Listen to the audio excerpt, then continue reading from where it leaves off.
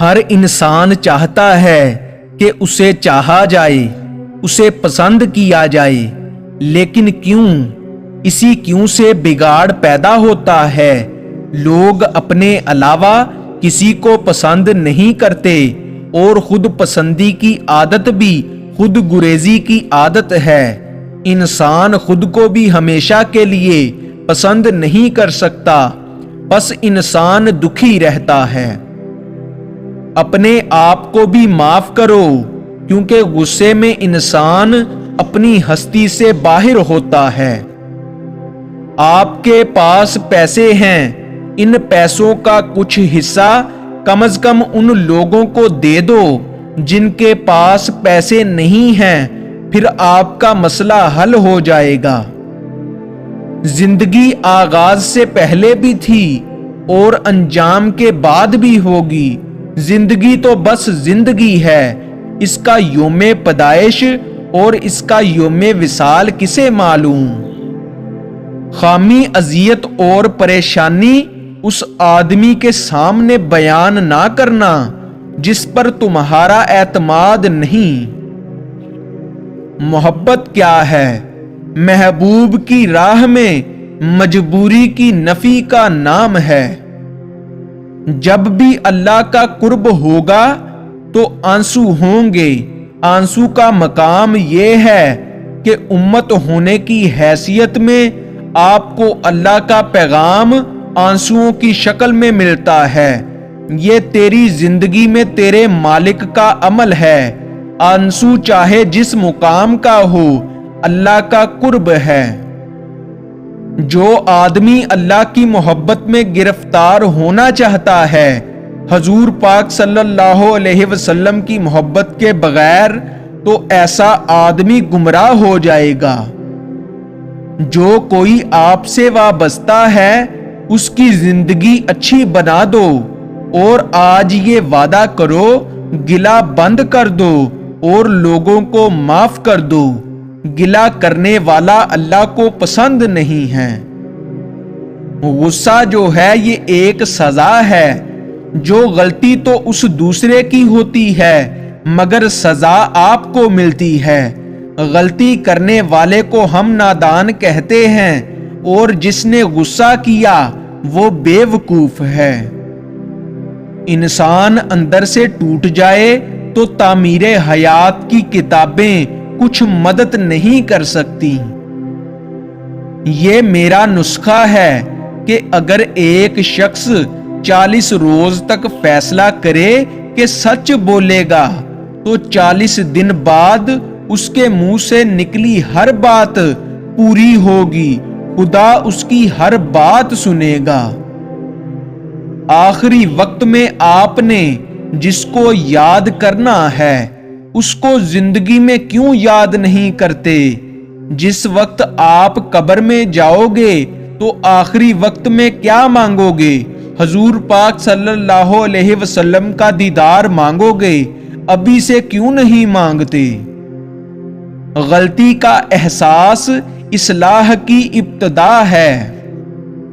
جو شخص اس لیے اپنی اصلاح کر رہا ہے کہ دنیا اس کی تعریف و عزت کرے، اس کی اصلاح نہیں ہوگی۔ اپنی نیکیوں کا صلہ دنیا سے مانگنے والا انسان نیک نہیں ہو سکتا۔ ریاکار اس عابد کو کہتے ہیں جو دنیا کو اپنی عبادت سے مرعوب کرنا چاہے۔ حضور اکرم صلی اللہ علیہ وسلم نے آج تک کسی سے ذاتی انتقام نہیں لیا۔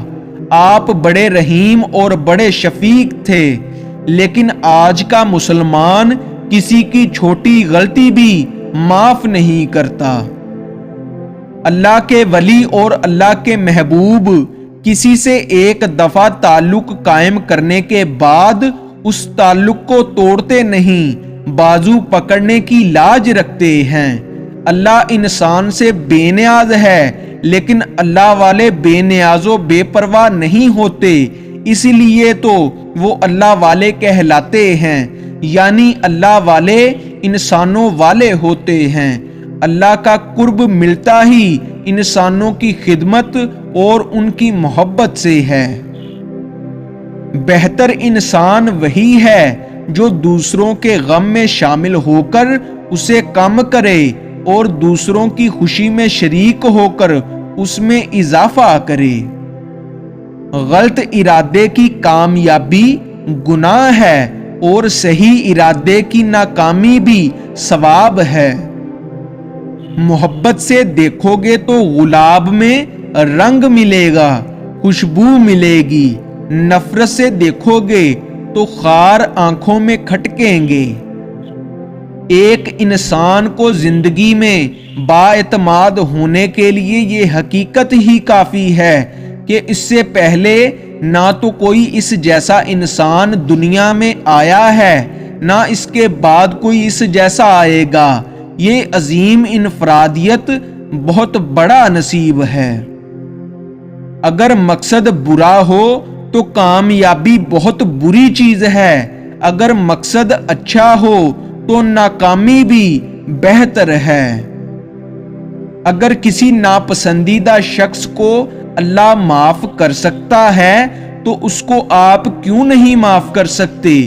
کوئی شخص ایسا نہیں ہے جس کو اللہ معاف نہیں کر سکتا۔ صرف ایک آدمی کے ساتھ آپ کو ناراض ہونے کی اجازت ہے کہ جس نے آپ کے سامنے حضور پاک صلی اللہ علیہ وسلم کی شان میں گستاخی کی ہے، ورنہ اور کسی کے ساتھ آپ کو ناراض ہونے کا حق نہیں ہے۔ باقی ہر ایک کو بخش دو۔ اسلام کو کوئی خطرہ نہیں ہے، اللہ کا فضل ہے۔ تھوڑا بہت خطرہ ہے تو مسلمانوں سے ہے۔ مسلمانوں کا طرز حیات اگر خالص نہ ہوا تو پھر لوگ گلہ کریں گے کہ اسلام نے کیسے مسلمان پیدا کیے۔ یہ خیال رکھو، اپنی اصلاح کرو۔ سکون حاصل کرنے کا سب سے آسان طریقہ یہ ہے کہ انسان سکون کے حصول کی تمنا چھوڑ کر دوسروں کو سکون پہنچانے کی کوشش کرے، کیونکہ سکون دینے والوں کو ہی سکون ملتا ہے۔